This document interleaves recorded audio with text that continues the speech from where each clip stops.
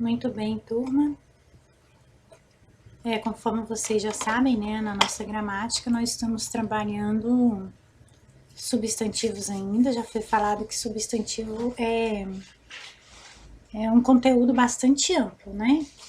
Na verdade, vocês continuaram estudando substantivo ainda durante um bom tempo.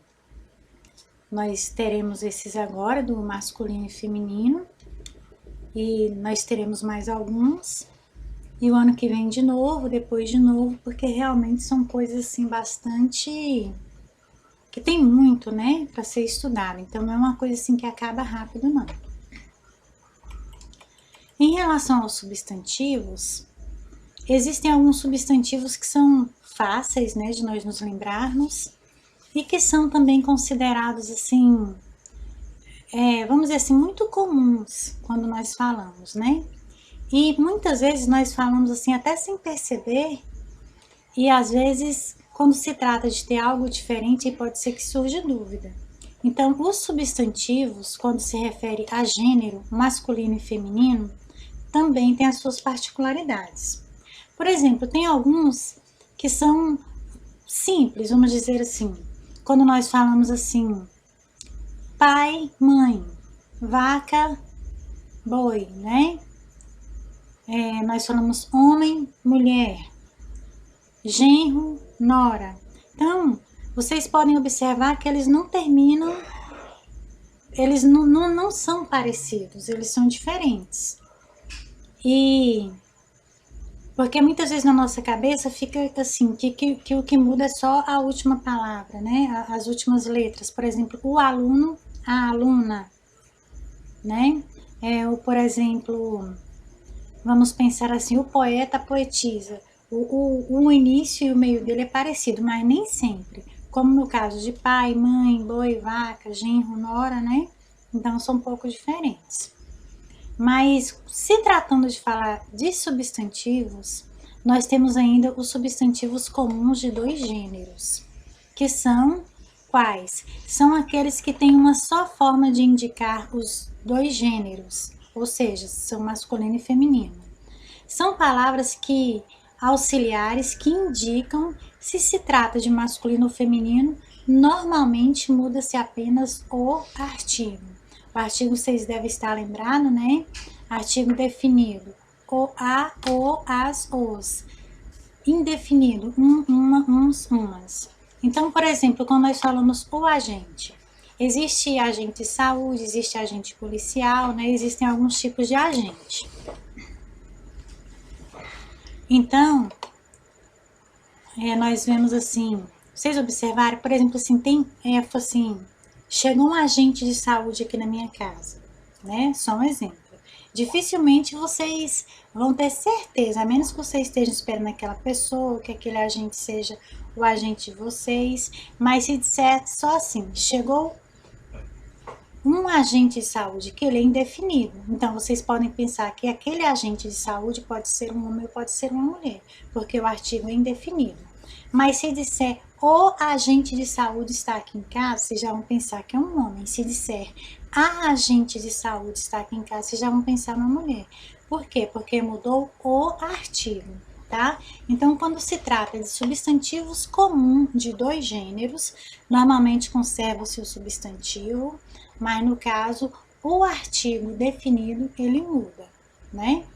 Então, o substantivo comum de dois gêneros, ele também é conhecido como comum de dois, tá? Ele também é conhecido dessa forma. Qualquer uma das formas está certo.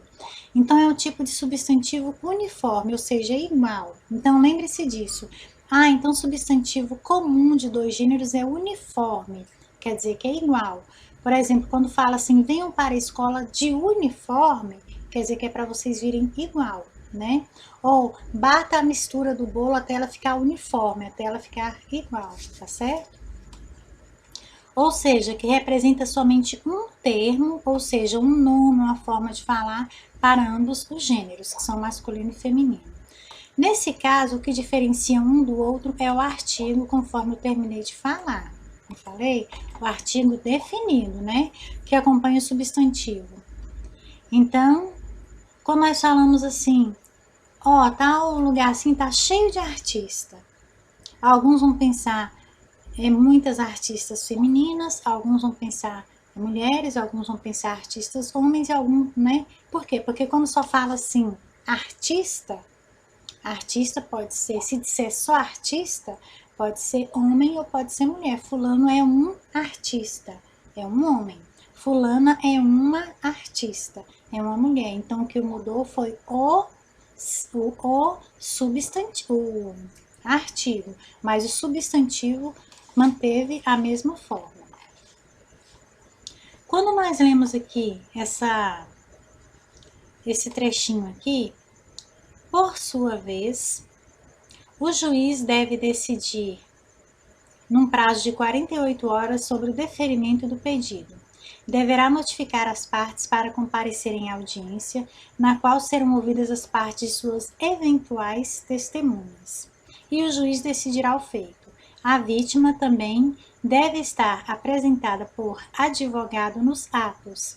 A previsão de medidas protetivas foi adotada tanto no Estatuto da Criança e do Adolescente, enquanto no Estatuto do Idoso, que são aplicadas em relação a crianças, adolescentes ou idosos.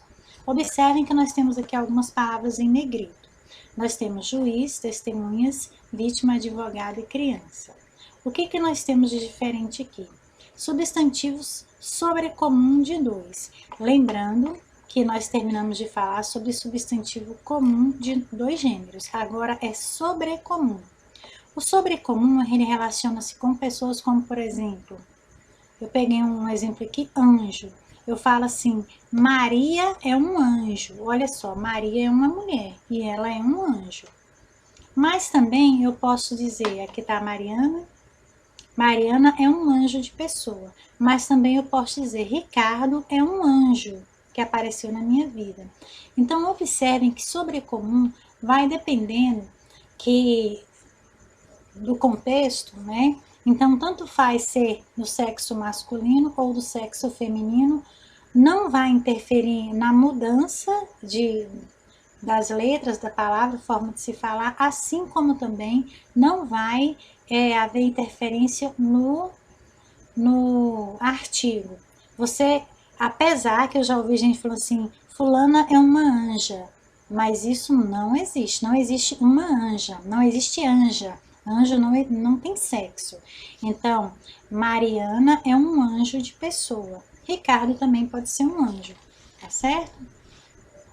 Então, olha só, criatura e ídolo, esse aqui é o exemplo que nós temos no livro, são substantivos classificados como sobrecomum. Por exemplo, eu sou uma criatura de Deus, né? Eu sendo mulher, eu sou uma criatura de Deus.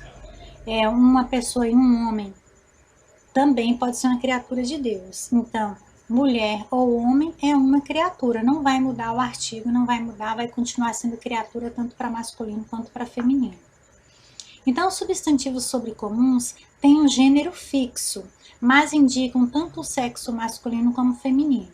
Por exemplo, a criança, o alvo, a presa, o ídolo, a criatura. Já foi falado, né? Até falando isso aqui, eu me lembrei que teve uma época que teve uma confusão, uma discussão, que não era para ensinar o menino se ele era macho ou se ele era fêmea. E não era para ensinar a menina se ele era macho ou se ele era fêmea.